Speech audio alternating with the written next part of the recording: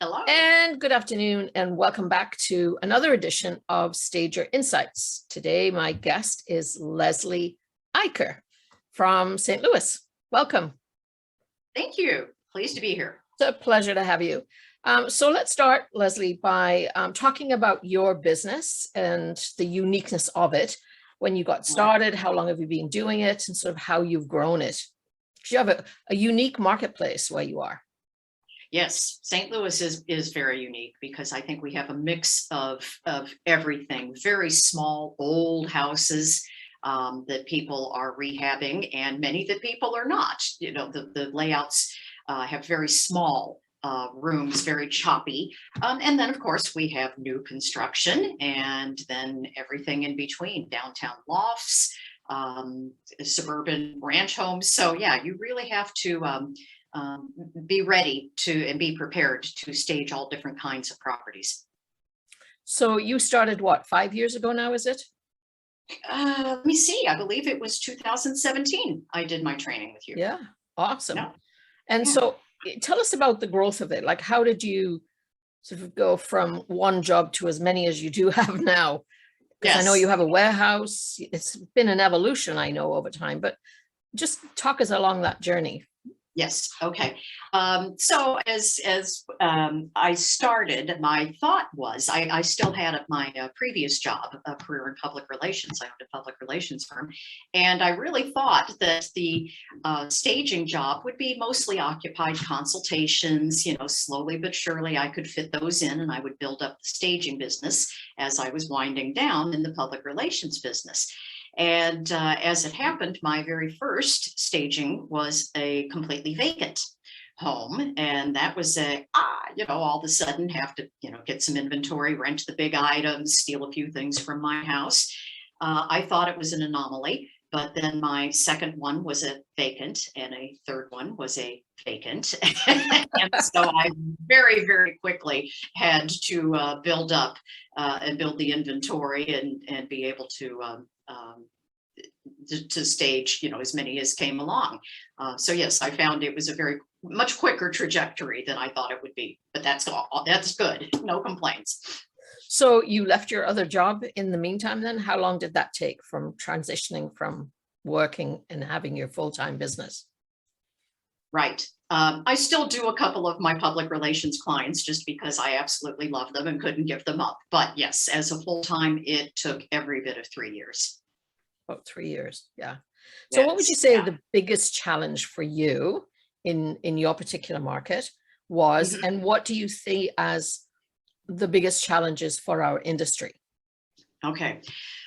For us in this market, well, I think this probably could go to most every market, but the biggest challenges for me was staffing and movers, and when to know when to bring in a moving company, or do we hire our own movers, or do I continue to call upon the good graces of my husband and son?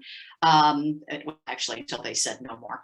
But that really was a huge challenge for us, and getting reliable people is a huge challenge.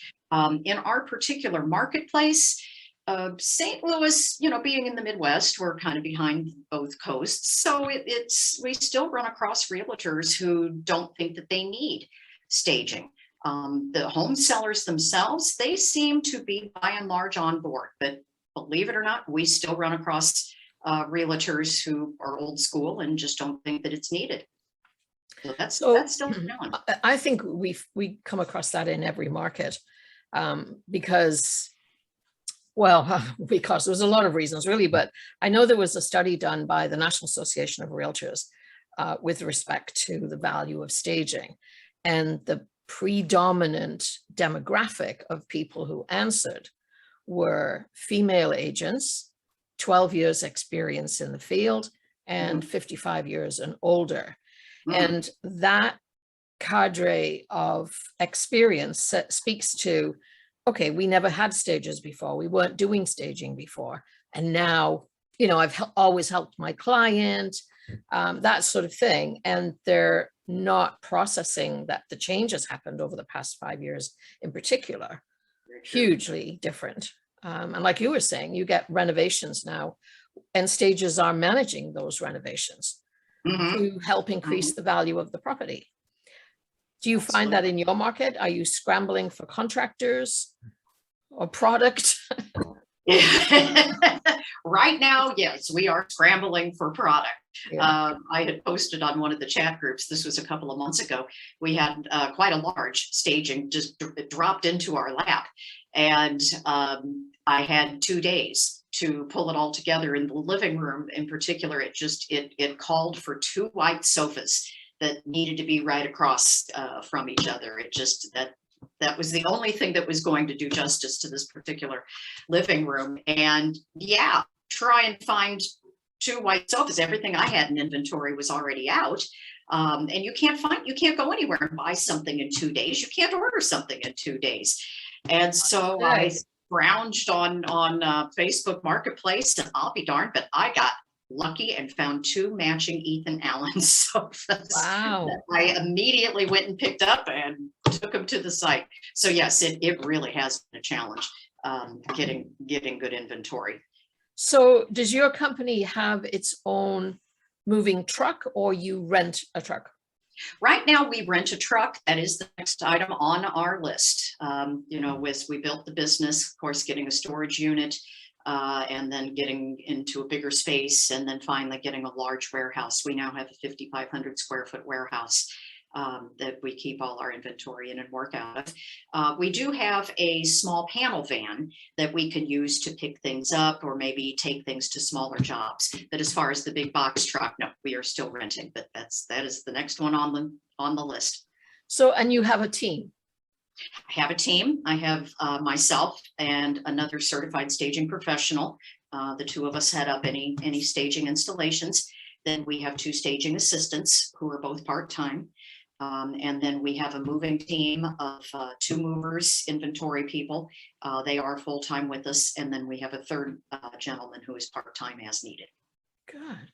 So what message would you like to send to real estate agents and sellers who are not considering staging at this point in time? I think we should stop talking and stop using the word staging, because I think it's a misnomer. I think that's where the disconnect happens. They see it as decorating. It's really getting houses ready for sale. Yes. We should talk about that. We're talking about getting your house ready for sale. We're not staging it. We're getting your house ready for sale. That's what it is. So what would be the message, the most important message you'd like to get across to a real estate agent? I think what I like to say to the real estate agents is that we are your marketing partner. We help you market this property to the best of its ability, to make it shine, to overcome any deficiencies and to help highlight the best benefits and features of that particular home. But I always go into them and say, we want to be your marketing partner. We are helping you to market and sell this property. And it's to the advantage of the seller, because they're the ones who make the most money. Absolutely. And to the home sellers, I am always very careful to not say your home. We are not staging your home. We are staging this property, which, by the way, is now someone else's dream. That's right. So, and then let's talk about some advice that you would give to someone who's thinking about venturing into the staging world and having their own business. What would be your best 2 tips for them? Have a plan. Don't just dive in. Have a really good plan for what you want out of this career. Are you looking for just part-time? Are you looking for a full-time new career? Are you looking to build an empire? And make sure that you are clear on that before you dive in, because if it is just part-time, then you can, juggle some other things as you are getting your feet under you and acquiring your inventory and getting your name out there. But if you are wanting to, build something very big, you better make sure that you've got the financial wherewithal to do it. As well as any support from family and accountant, good team behind you. Yeah, it takes money to build a business. It doesn't have to take a lot of money, but it does have to take some money to get the business started. And I think one of the challenges is so many of them come in just thinking they can get a job and move from job to job without putting any money into building their business. And what would be your second piece of advice? Oh, So make sure that you have your goals, understand where you're going with those goals. Have your goal set. Where are you going? You know, put your plan in place, have a good plan, and by all means, get good professional training. I ran a business for 25 years. I thought I knew, you know, pretty much everything there is to know about running and starting a business. But when I took my training, I was dumbstruck at how much I didn't know. That's my favorite phrase, you know. You don't know what you don't know. And I think when people come into class, they don't know what they don't know. I'm dealing with some people right now in our class, and you know, they have a perception coming into the training of what they think they're going to do, and then have their eyes opened, sometimes to the very good point of outstanding. What am I looking for here? It's like looking at doing a business by themselves and then having their eyes opened to the amount of opportunity to have a really big business. Like you were talking about empire. We're not being facetious. You know that some of them do have that, right? Oh, absolutely. Absolutely. And you know, it's not everyone. Again, back to, you know, set your goals and really do some, you know, some self-examination of what do you want out of this? Because it can be very fulfilling. It can be very rewarding. It can also be backbreaking, incredibly time-consuming work. So, you know, just know what you want to get out of it before you determine what path you want to start taking. You know, do you just want to do occupied consultations, or are you wanting to, you know, build that huge business that does numerous vacant stagings every day? So in wrapping this up then, if we look at your journey, are there any sort of aha, I had no clue sort of moments that you've had? Or, you know, coming in from your perspective, coming in and how your mindset and business plan has changed. Because I think like that's another thing with business plans. They are fluid, you know, they don't have to remain static in any way. Anything along those lines that you can share? Any aha moment? Very early As on. Oprah calls them. Yes.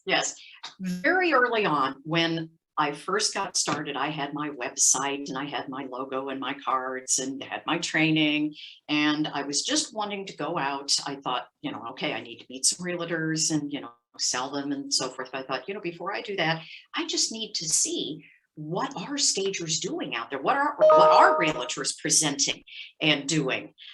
So I, armed with my information and business card, I went to 5 open houses. When I walked into those open houses, I said to the realtors, you know, I told them straight up who I was and said, I am new to the staging industry. I have just started my business. I am not here to sell you on my business because you're here to do a job. I am just here to see, you know, get an idea of what's going on in the marketplace.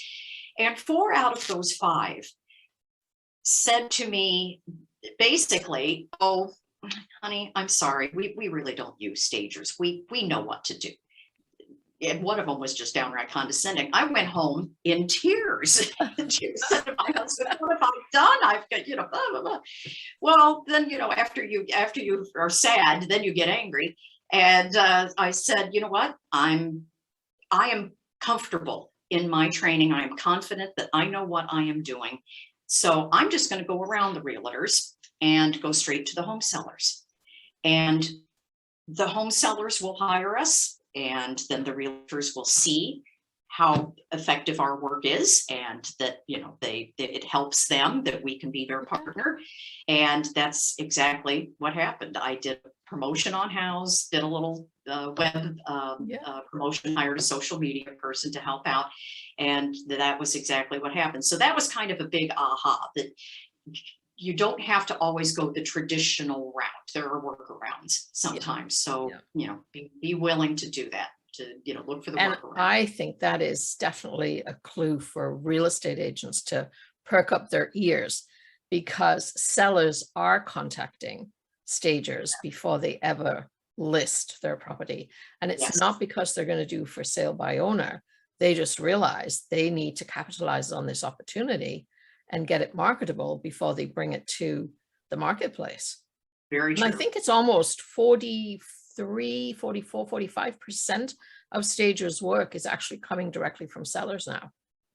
Yes, So and that was the case early on in our business. Yeah. It has turned around, as I had hoped it would. That our reputation grew with the realtors, and now I would say it's probably 75% of our business comes from the realtors. So in wrapping up, what I was going to say was, we're headed into our Real Estate Staging Association, Trade Association convention. Mhm. And a lot of people are going to see some social media, and it'll be out there on Instagram. And what sort of, I guess, motivational tip would you have for someone who's struggling in a staging world? Oh boy, That would be not CSPs, of course, because they don't struggle. we don't. No. Not that one. Get involved. If you have a local chapter of RESA, Real Estate Staging Association, get involved with your local colleagues. Definitely get involved on some of the chat groups. Reach out to other stagers in your community or around the country, even outside of the country. I have found the advice, the camaraderie, and the support of fellow stagers has just been so invaluable, insightful. That's great. Yeah, can't recommend it highly enough. Awesome. Well, I thank you so much for your time today. I know you're busy. You're actually on a job and you're whizzing off to Europe shortly. So thank you so much for taking time out to be visiting with us.